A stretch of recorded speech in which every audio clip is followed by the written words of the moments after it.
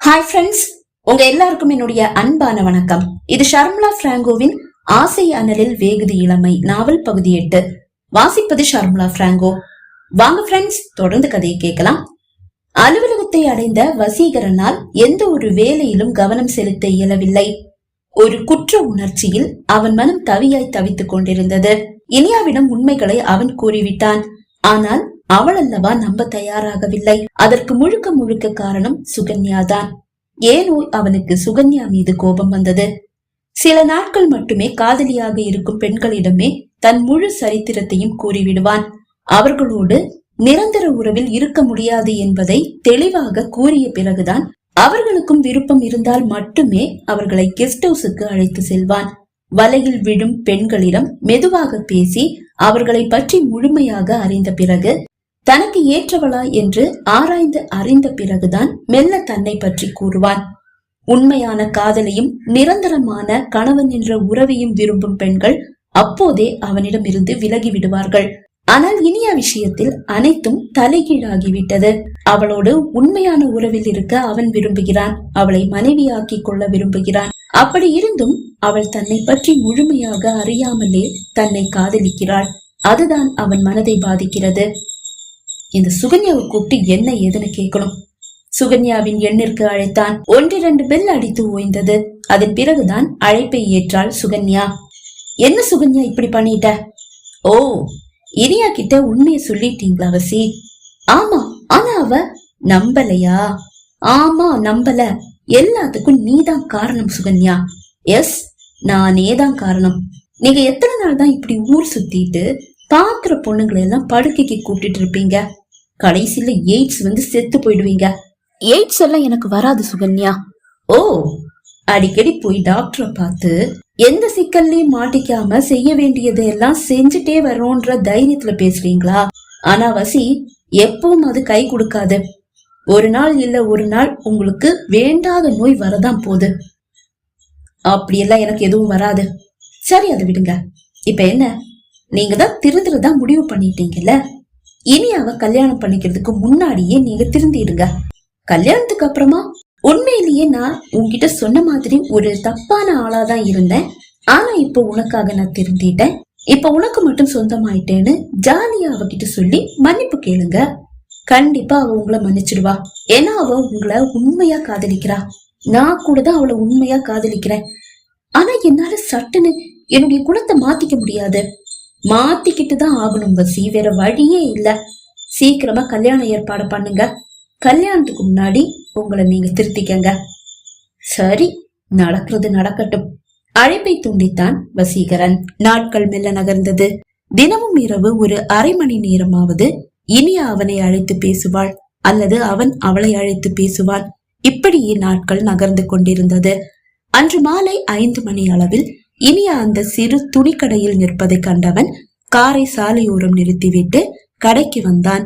அவள் அவனை கவனியாமல் ஏதோ சேலைகளை பார்த்து கொண்டிருக்கிறாள். ஏ இனியா, இங்க என்ன பண்ற? அவன் குரலை கேட்டு திரும்பி பார்த்தவள் அவனை கண்டதும் முகம் மலர்ந்தாள். வசி, நீங்க என்ன இங்க? இது வழியா கார்ல போன, நீ இந்த கடையில நிக்கிறத பார்த்தேன். அதுதான் என்ன ஏதுன்னு விசாரிச்சுட்டு போலான்னு வந்தேன். நீ என்ன இங்க? எனக்குன்னு ஒரு சேலை வாங்கிக்கலான்னு வந்தேன். வாங்கிக்க. ஒரு சேலை என்ன, பிடிச்சிருந்தா எல்லாத்தையும் வாங்கிக்க. பில்ல நான் பே பண்ணிடுறேன். ஆமா, அது என்ன, உனக்குன்னு ஒரு சேலை வாங்கிக்கலான்னு உனக்கு ஒரு ஆசை? அப்படின்னா ஏதோ இருக்கு. என்ன விசேஷம் சொல்லு. சொல்ல வேண்டாம்னு நினைச்சேன். அது புரியுது. என்ன விசேஷம்னு சொல்லு. எனக்கு என்னுடைய பிறந்த நாள் வசி. என்னது, என்னுடைய தேவதையோட பிறந்த நாளா? நேத்து நைட் கூட நான் போன் பண்ணேனே, சொல்லவே இல்லையே. எப்படி சொல்றீங்க? உங்களை மாதிரி பார்ட்டி வைக்கவோ கேக் வாங்கி வெட்டவோ எங்களுக்கு வசதி பத்தாது சார். அதனாலதான் சொல்லல. நீ பார்ட்டி வைன்னு நான் சொன்னேனா? என்கிட்ட சொல்லியிருந்தா நான் ஏதாவது கிஃப்ட் வாங்கி உனக்கு கொடுத்திருக்க மாட்டேனா? ஆனா பாத்தியா, இப்ப நீயா வந்து மாட்டிக்கிட்ட. சரி, உனக்கு பிடிச்ச சேலை எத்தனை இருந்தாலும் அத்தனையும் வாங்கிக்க. அதெல்லாம் என்னுடைய பரிசு. Okay sir. அவள் தனக்கு பிடித்த சேலைகளில் 2 எடுத்துக்கொண்டாள். இதற்கிடையில் யாரையோ எல்லாம் அழைத்து ஏதேதோ ஏற்பாடு செய்து விட்டான் வசீகரன்.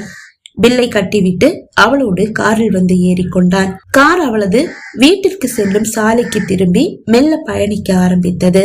தன் பிறந்த நாளை வசீகரனுக்கு தெரியப்படுத்த வேண்டும், அவன் வாழ்த்தை பெற வேண்டும், அவன் கொடுக்கும் பரிசுகளை இரு கரமும் நீட்டி வாங்கிக் கொள்ள வேண்டும்.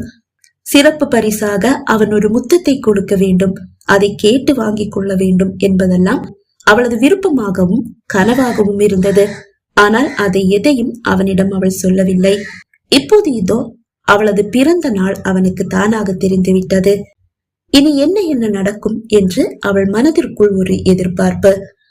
ஆனால் கார் அவளது வீட்டை நோக்கி திரும்பியதும் அவளுக்குள் ஒரு ஏமாற்றம். இப்போது கார் அவளது வீட்டிலிருந்து ஒரு 1/2 கிலோமீட்டர் தொலைவுக்கு வந்துவிட்டது. அவள் மனதில் இருந்த ஏமாற்றம் இன்னும் இன்னும் அதிகமாகிக் கொண்டே செல்ல சட்டென்று அவனது கார் அந்த சிறு கிளை சாலையை நோக்கி திரும்பியது. அவள் மனம் குதூகலத்தில் ஒரு குதி குதித்தது. ஆனாலும் என்ன இந்த ரோட்ல காரை திருப்பிட்டீங்க என்று சும்மா கேட்டு வைத்தாள்.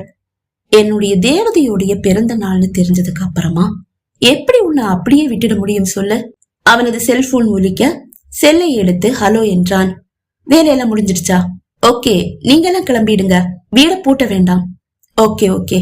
அழைப்பை துண்டித்தவனின் கார் மெல்ல நகர்ந்தது. ஒரு 5 நிமிட பயணத்திற்கு பிறகு கார் அந்த அழகான வீட்டின் முன்னால் வந்து நின்றது. இது யாரோட வீடு? கண்களை ஓடவிட்டு அந்த வீட்டை ரசித்தபடியே அவள் கேட்க, என்னோட வீடுதான், இப்பதான் 2 நாள் முன்னாடி வாங்கி என் பேர்ல ரெஜிஸ்டர் பண்ணிக்கிட்டேன். கார் வீட்டு வாசலில் வந்து நின்றது. இருவரும் காரில் இருந்து இறங்கிக் கொண்டனர். அவசர அவசரமாக அந்த வீடு வண்ண காகிதங்களாலும் பலூன்களாலும் ஜோடிக்கப்பட்டிருப்பதை கண்டு வியந்தாள் இனியா. இதுக்கிடையில இதெல்லாம் ஏற்பாடு பண்ணிட்டீங்களா? எஸ், உள்ளவா. அவன் முன்னால் நடக்க பின்னால் வீட்டிற்குள் வந்தவளை ஹாலில் வைக்கப்பட்டிருந்த கேக் வரவேற்றது. அதன் அருகில் வந்து பார்த்தாள். Happy birthday to you my dear Iniya என்று எழுதியிருக்கிறது. அவள் விழிகள் அந்த வீட்டை ஒரு முறை சுற்றி வந்தது. வீடு அலங்கரிக்கப்பட்டிருக்கிறது, கேக் இருக்கிறது, அனைத்தும் இருக்கிறது. ஆனால் வீட்டில் ஒருவர் கூட இல்லை. வீட்டுல யாரும் இல்லையா? இல்ல. அப்ப இதையெல்லாம் செஞ்சது யாரு? அலங்காரங்களை கை காட்டி கேட்டாள். என்னுடைய வேலையாட்கள் தான். அப்போதுதான் சற்று முன்பு அவனுக்கு வந்த அழைப்பு இங்கிருந்துதான் என்பது அவளுக்கு புரிந்தது. அவள் இரு கரத்தையும் பிடித்து தன் பக்கம் திருப்பியவன், இனியா, உன்னை எப்பவுமே சேலையில பார்த்து பார்த்து போர் அடிச்சு போச்சு. ஏன் சேலையில நான் அழகா இல்லையா? சேலையில நீ அழகாதான் இருக்க, ஆனா உன்னை வேற ஏதாவது ட்ரெஸ்ல பாக்கணும்னு ஆசையா இருக்கு. வேற ட்ரெஸ்லயா? எந்த ட்ரெஸ்ல? ஃப்ராக்ல. உனக்காக ஃப்ராக் எல்லாம் வாங்கி வச்சிருக்கேன், வா. அவள் கரத்தை பிடித்து அந்த அறைக்குள் அழைத்து வந்தான். அந்த அறையில் 5-6 ஃப்ராக் படுக்கையில் விரித்து வைக்கப்பட்டிருக்கிறது. பிளீஸ், இதுல உனக்கு பிடிச்ச ஒண்ணு எடுத்து போட்டுக்க. சரி, உங்களுக்காக போடுறேன். ஓகே, அப்படின்னா சீக்கிரமா ட்ரெஸ் சேஞ்ச் பண்ணு. நீங்க கொஞ்ச நேரம் வெளியே இருங்க. ஏன், எனக்கு இங்க அனுமதி இல்லையா? குறும்பாக வசீகரன் கேட்க அவள் முகம் குங்குமமாக சிவந்து போனது. No, please out. அவளை இழுத்து அணைத்தவன் அவள் செவ்விதழில் ஆசையாய் முத்தமிட்டான். அவள் தடுக்கவில்லை. இப்படி ஒரு முத்தத்தை அவளும் எதிர்பார்த்தாள். இது என்னுடைய ஸ்பெஷல் கிஃப்ட். இதே மாதிரி நீங்களும் எனக்கு ஏதாவது கிஃப்ட் கொடுப்பீங்கன்னு நான் ஆசையா எதிர்பார்க்கிறேன். அப்படியா? என்ன கிஃப்ட் வேணும்னு சொல்லுங்க. இதே மாதிரி ஒரு முத்தம் போதுமா? நோ. அப்புறம் வேற என்ன வேணும்? உன்னை பர்த்டே ட்ரெஸ்ல பார்க்க ஆசையா இருக்கு. ஓகேவா? புரியாமல் அவனை பார்த்தவளுக்கு பளிச்சென்று புரிய, டேய், நீ பக்கா ரவுடிடா. அவனை தள்ளிவிட குறும்பாக சிரித்தவன், என்னுடைய விருப்பம் என்னன்னு கேட்ட? என் விருப்பத்தை நான் சொல்லிட்டேன். கேட்டதை கொடுக்கறது தான் ஒரு காதலிக்கு அழகு. நீங்க கேட்டதை கொடுக்க நானும் தயாரா இருக்கேன். ஆனா அது என்னுடைய கல்யாண பரிசாதான் இருக்கும் மிஸ்டர் வசீகரன். அவுட். வாசலை நோக்கி கையை நீட்டினாள். Okay my dear. வசீகரன் அறையிலிருந்து வெளியே சென்று விட கதவை சாத்தி தாளிட்டவளின் உடல் எல்லாம் தித்தித்தது. உடைகளை களைந்து வேறு உடைக்கு மாறும் போது அவனது வார்த்தை அவளை நாண வைத்தது. ஃப்ராக்கை எடுத்து போட்டுக் கொண்டவள் கண்ணாடி முன் வந்து நின்று தன்னை பார்த்தாள். உண்மையிலேயே மிகவும் அழகாக இருக்கிறாள். அந்த ஃப்ராக் அவள் உடலில் வைத்து தைத்தாற்போல் அளவாக இருக்கிறது. கதவை திறந்து கொண்டு வெளியே வந்தவளை கண்டு வாவ் என்றது அவனது உதடு. வந்து அவளை அணைத்துக் கொண்டவனின் கரம் வடிவான அவளது உடலை ஆசையாய் வருடி ரசித்தது. தடை போட அவள் தயாராகவில்லை. எல்லையை கடக்கும் போது பார்த்து கொள்ளலாம் என்று விட்டுவிட்டாள். அவன் தீண்டல்கள் அவளுக்கும் பிடித்துதானே இருக்கிறது. அவளை அணைத்தபடியே அழைத்து வந்து கேக்கின் முன்னால் நிறுத்தினான். அவள் கேக்கு விட்ட பிறந்த நாள் வாழ்த்து பாடலை செல்போனில் ஒலிக்க வைத்தான். கேக்கை வெட்டி அவனுக்கு ஊட்ட அதில் பாதியை அவளுக்கு ஊட்டி மகிழ்ந்தான்.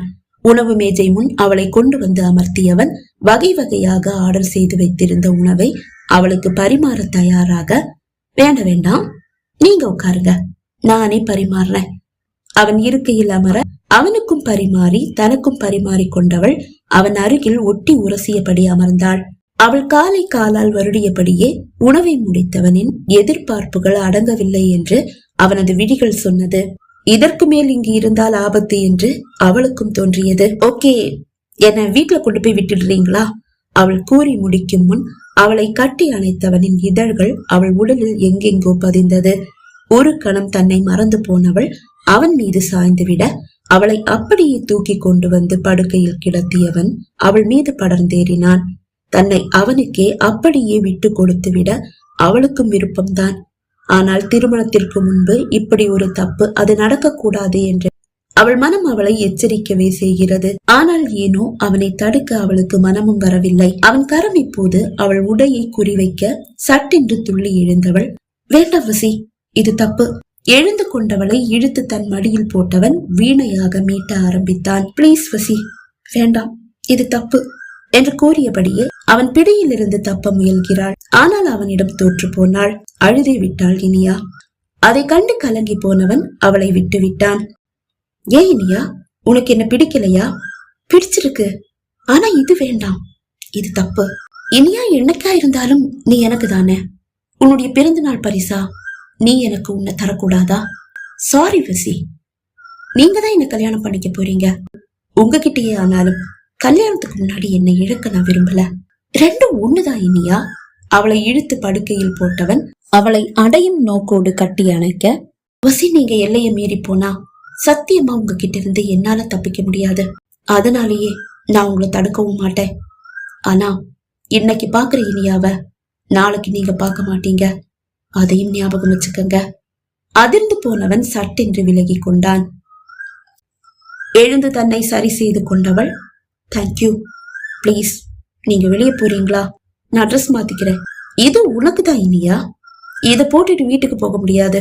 வீட்டுக்குன்னு இல்ல, எங்கேயுமே போக முடியாது. உங்க ஆசைக்காக உங்க முன்னாடி போட்டது அவ்வளவுதான். இந்த ட்ரெஸ் இங்கேயே இருக்கட்டும். இந்த ட்ரெஸ்ல என்ன பாக்கணும்னு நீங்க ஆசைப்படும் போது வந்து போட்டு காட்டுறேன். குறும்பாக அவள் கூற, ஓகே, நீ ட்ரெஸ் சேஞ்ச் பண்ணிட்டு வந்துடு. அறையிலிருந்து அவன் வெளியே செல்ல சேலைக்கு மாறி வந்தவளை அழைத்து கொண்டு கிளம்பி விட்டான். அவள் வீட்டு வாசலில் கார் வந்து நின்றதும் சிறு பெட்டி ஒன்றை எடுத்து அவளிடம் நீட்டினான். அதை திறந்து மின்னும் மோதிரத்தை எடுத்து அவள் விரலில் அவனை அணிவித்தான். என்ன உடனே பொண்ணு கேட்டு வர்றதா சொன்னீங்களே உங்க பர்த்டே அன்னைக்கு, நாளைக்கு என்ன பொண்ணு கேட்டு வாங்க. நான் வீட்டுல உங்களை பத்தி சொல்லிடுறேன், கண்டிப்பா. அவள் காரில் இருந்து இறங்கி கொண்டாள். கையசைத்தவன் காரை திருப்பிக் கொண்டு மின்னலாக பாய்ந்து மறைந்தான். பகுதி 8 நிறைவடைந்தது. பகுதி 9 உங்களை சந்திக்கும் வரை விடைபெறுகிறேன். நன்றி, வணக்கம்.